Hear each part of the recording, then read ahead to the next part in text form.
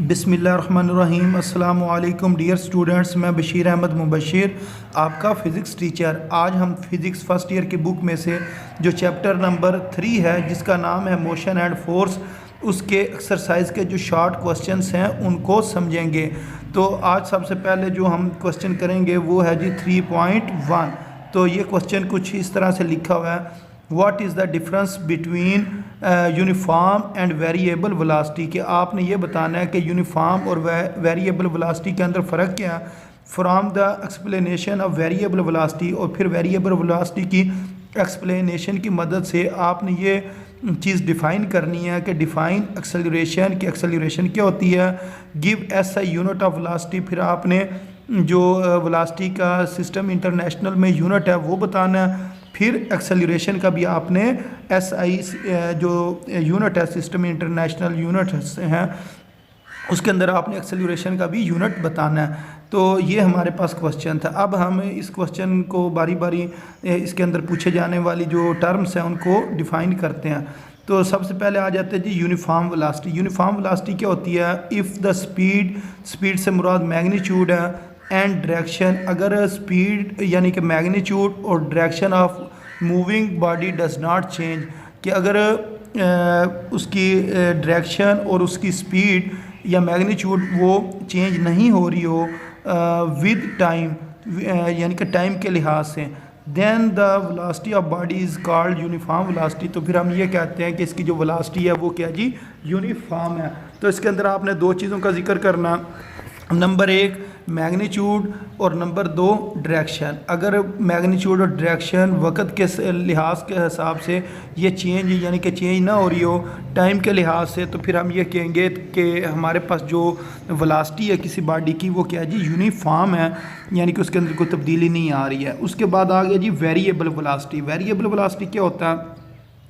If the speed यानी कि magnitude and direction of moving body changes with time, time के लिहाज के साथ, यानी कि टाइम के साथ साथ उसकी जो डायरेक्शन और मैग्नीट्यूड उसके अंदर तब्दीली आए, then the velocity of the body, तो फिर हम कहेंगे जो वेलोसिटी है बॉडी की इज़ कॉल्ड वेरिएबल वेलोसिटी के, और वो वेलोसिटी फिर क्या होगी जी, वेरिएबल वेलोसिटी होगी। तो सिर्फ फ़र्क यही है कि उसके पिछला जो था यूनिफॉर्म, उसके अंदर लफ्ज़ था डज नॉट चेंज, और इधर क्या है जी, चेंजेस विद टाइम, यानी कि टाइम के लिहाज से चेंज होती है और उसमें चेंज नहीं होती है। अब हम एक्सेलरेशन की बात करते हैं। हम कहेंगे एक्सेलरेशन क्या होता है, the time rate of change, यानी कि जो वक्त के लिहाज से तब्दीली आती है। किस चीज़ में तब्दीली आती है, चेंज ऑफ वेलोसिटी, यानी कि वेलोसिटी में जो चेंज आती है उसको हम क्या कहते हैं जी, एक्सेलरेशन कहते हैं। तो हम इसकी डेफिनेशन यूँ करेंगे, the time rate of change of velocity is called acceleration. जो वक्त के लिहाज से वेलोसिटी में तब्दीली आई उसको एक्सेलरेशन कहते हैं। अब द चेंज इन वेलोसिटी, जो वेलोसिटी में चेंज है कैन अकर, वो हो सकती है due to change in speed, अगर आप उसकी स्पीड के अंदर तब्दीली करो, और इन डायरेक्शन या उसकी डायरेक्शन में तब्दीली कर लो, तो या इन बोथ या दोनों में तब्दीली कर लो। तो जो वेलोसिटी में तब्दीली है वो स्पीड में भी तब्दीली हो सकती है, या उसकी एक स्पीड में तब्दीली हो सकती है। नंबर 2 उसकी डायरेक्शन में भी आप तब्दीली कर सकते हो। अगर डायरेक्शन में तब्दीली हो रही हो तो फिर भी एक्सेलरेशन जो है ना वो किसी बॉडी के अंदर प्रोड्यूस हो सकती है। तो ये दोनों चीज़ें चेंज हो रही हैं। तो अब इसकी हम अगर सिस्टम इंटरनेशनल के अंदर वेलोसिटी और एक्सेलरेशन का यूनिट की बात करें तो हमें पता है जो वेलोसिटी होती है वो होती है मीटर पर सेकंड, यानी कि आपने पहले मीटर लिखना है और पर सेकंड का मतलब है s की पावर -1, इस तरह लिख लें, या m डिवाइडेड बाय s लिख लें। तो ये किसका यूनिट होगा जी, ये होगा जी वेलोसिटी का यूनिट। अब अगर हम बात करें एक्सेलरेशन के यूनिट की, तो एक्सेलरेशन जो है इसका यूनिट होता है मीटर पर सेकंड स्क्वायर। मीटर पर सेकंड स्क्वायर, यानी कि मीटर लिखना है, पर का मतलब डिवाइड में आपने लिखनी है क्या जी, सेकंड का आपने क्या करना है, स्क्वायर। जब ये s की पावर जो 2 है या s स्क्वायर है, जब ये ऊपर आएगा तो इसकी पावर कितनी हो जाएगी जी, -2 हो जाएगी, m s की पावर -2, और इसको पढ़ा किस तरह जाएगा, मीटर पर सेकंड स्क्वायर। तो ये इसका क्या जी यूनिट है। उन्होंने यही पूछा था कि आपने सबसे पहले जो कांस्टेंट वेलोसिटी है या यूनिफॉर्म वेलोसिटी, उसको एक्सप्लेन करना है, फिर वेरिएबल वेलोसिटी को एक्सप्लेन करना है, फिर एक्सेलरेशन को आपने एक्सप्लेन करना, फिर आपने वेलोसिटी और एक्सेलरेशन इन दोनों के जो यूनिट्स हैं उनके बारे में आपने बताना है। तो इस तरह यह हमारा पहला क्वेश्चन कंप्लीट सॉल्व हो गया। अब हम बात करते हैं इससे नेक्स्ट क्वेश्चन की। तो इससे नेक्स्ट जो क्वेश्चन है वो ये लिखा हुआ है, जो 3.2 है, an object is thrown vertically upward. एक कोई ऑब्जेक्ट उसको आपने ऊपर की तरफ फेंका, यानी कि यूँ इस तरह ऊपर को आपने उसको क्या किया जी, फेंका। जब ये ऊपर की तरफ जा रहा होगा तो discuss the sign of acceleration. फिर आपने जो साइन है यानी कि जिस टाइम ऊपर को जाए तो फिर एक्सेलरेशन के जो साइन होंगे यानी कि पॉजिटिव होगा या नेगेटिव होगा वो आपने बताना ड्यू टू ग्रेविटी, ग्रेविटी के लिहाज से, रिलेटिव टू वेलोसिटी, और जो वेलोसिटी के रिलेटिव जो एक्सेलरेशन है उसके बारे में आपने बताना है। While the object is in air, और जबकि वो ऑब्जेक्ट किस जगह पर हो जी, एयर में हो। तो सिर्फ आपने जी की डायरेक्शन बतानी। अगर कुछ जिसम ऊपर को जा रहा हो तो जी की क्या डायरेक्शन होगी, यानी कि जी की जो आपने वैल्यू लेनी होती है 10 मीटर पर सेकंड स्क्वायर, तो ये आपने पॉजिटिव लेनी है या नेगेटिव लेनी है। अब इसको हम पढ़ लेते हैं। हम कहेंगे when the object is thrown vertically upward, जब कोई ऑब्जेक्ट को आप वर्टिकली अपवर्ड फेंकते हैं या उसको भेजते हैं, the sign of acceleration due to gravity is taken as negative. तो ये वो पॉइंट आ गया कि आपने उसको क्या लेना होता है जी, नेगेटिव लेना होता है। अगर ऊपर को बढ़ी जाएगी तो जी की जो वैल्यू होगी वो कितनी हो जाएगी, -10 मीटर पर सेकंड स्क्वायर। बाज़ का 10 की जगह वो 9.8 भी लिख लेते हैं। तो मेन ऊपर को जाए तो आपने ये याद रखना सिर्फ नेगेटिव साइन होता है। तो इसकी वजह भी उन्होंने बताई है, because it move against the direction of gravity. इसकी वजह ये है कि आप जो डायरेक्शन ऑफ ग्रेविटी है ना उसके अगेंस्ट जा रहे हैं, तो अगेंस्ट जाने की वजह से ये नेगेटिव साइन आया। फिर आपने ये कहना है the sign is also negative, जो साइन है वो भी नेगेटिव होगा ड्यू टू द रीज़न, इस रीज़न की वजह से।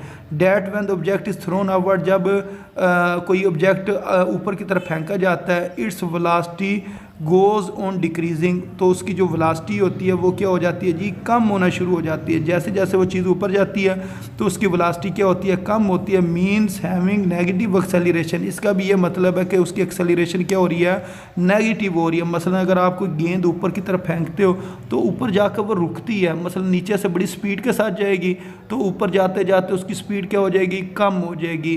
तो स्पीड या वेलोसिटी उसकी क्या हो जाएगी जी, कम हो जाएगी। जब उसकी वेलोसिटी कम होगी तो इस जगह पर आकर उसने रुक जाना मैक्सिमम हाइट पे। फिर वहाँ रुकने के बाद फिर ये नीचे की तरफ आती है। तो अगर हम ऊपर को देखें, इसकी अगर वेलोसिटी क्या हो रही है जी, नेगेटिव हो रही है, कम हो रही है, तो इसका मतलब जो एक्सेलरेशन है वो भी क्या हो जाएगा जी, नेगेटिव हो जाएगा। तो इस वजह से भी हम ये कह सकते हैं कि जब कोई चीज़ ऊपर की तरफ आप फेंकते हैं तो उस वक्त जी की वैल्यू या एक्सेलरेशन की वैल्यू क्या होगी, नेगेटिव होगी। अच्छा, अब इससे जो नेक्स्ट क्वेश्चन है अब उसको एक्सप्लेन करते हैं जी। इससे नेक्स्ट क्वेश्चन क्या लिखा हुआ है जी, 3.3 जो क्वेश्चन है वो लिखा है, can the velocity of the object reverse direction when acceleration is constant. क्या जो वेलोसिटी है किसी ऑब्जेक्ट की उसकी डायरेक्शन क्या रिवर्स हो सकती है और जब एक्सेलरेशन क्या हो जी, कांस्टेंट हो। तो अगर ऐसी कोई हो सकती है तो गिव एंड एग्जांपल, तो फिर आपने उसकी कोई एग्जांपल देनी है। तो हम कहेंगे यस, हो सकती है the velocity of object reverse the direction, जो वेलोसिटी है किसी ऑब्जेक्ट की वो रिवर्स हो सकती है रिवर्स डायरेक्शन में व्हेन एक्सेलरेशन इज़ कांस्टेंट, जब एक्सेलरेशन क्या हो जी, कांस्टेंट हो। अब इसकी एक तो पहले उन्होंने पूछा था ना क्या हो सकती है या नहीं हो सकती, तो आपने कहा जी हो सकती है, यस। फिर अब आपने बताना है जी उसकी कोई एग्जांपल देनी, क्योंकि क्वेश्चन में उन्होंने कहा था गिव एन एग्जांपल। अब इधर हमने लिखा जी एग्जांपल, इसकी एग्जांपल क्या है, हम कहेंगे when a body is thrown vertically, जब कोई बॉडी जो जिसको हम फेंकते हैं vertically upward under the action of gravity, gravity के असर के अंदर, यानी कि ग्रेविटी की मौजूदगी के अंदर, इट्स वेलोसिटी डिक्रीज, उसकी जो वेलोसिटी है वो क्या होती है जी, डिक्रीज़ हो जाती है। एंड बिकम ज़ीरो, और फिर एक ऐसा वक्त भी आता है कि वो ज़ीरो हो जाती है, लेकिन वो होती कब है? एट मैक्सिमम हाइट, जब मैक्सिमम हाइट जहाँ तक उसने जाना होता है वहाँ तक जाकर उसकी वेलोसिटी क्या हो जाती है? ज़ीरो हो जाती है। And finally reverse the direction, फिर उसकी डायरेक्शन क्या होती है जी? रिवर्स होती है, यानी कि पहले वो चीज़ ऊपर को जाती है, ऊपर जाने के बाद इधर रुकती है और ज़ीरो होती है, फिर उसकी डायरेक्शन क्या हो जाती है जी? ऑपोजिट डायरेक्शन उसकी हो जाती है।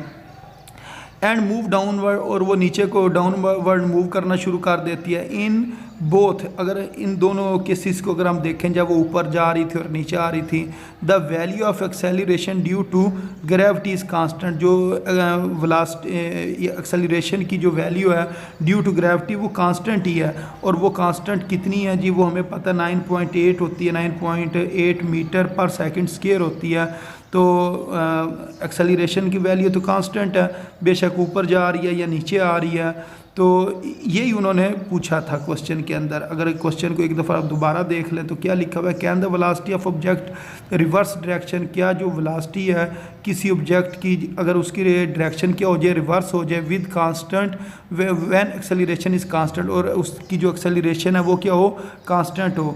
तो क्या ये हो सकता है जो वेलोसिटी है ऑब्जेक्ट की वो रिवर्स डायरेक्शन में हो जाए और उसकी एक्सेलरेशन क्या हो जी? कांस्टेंट हो। अगर यूँ हो सकता तो फिर आपने उसकी मिसाल देनी है। तो आप यही कहेंगे, जब आप किसी बॉडी को ऊपर की तरफ फेंकते हैं तो इस वक्त इसकी वेलोसिटी की डायरेक्शन ऊपर की तरफ है, अब ये इसकी वेलोसिटी की डायरेक्शन नीचे की तरफ है, तो लेकिन इसकी जो एक्सेलरेशन है वो क्या है जी? कांस्टेंट है। तो ये हो सकता है, यानी कि उन्होंने पूछा था ना ये क्या हो सकता है, यानी हम कहते हैं ये हो सकता है, और इसकी ये इसकी एग्जांपल थी।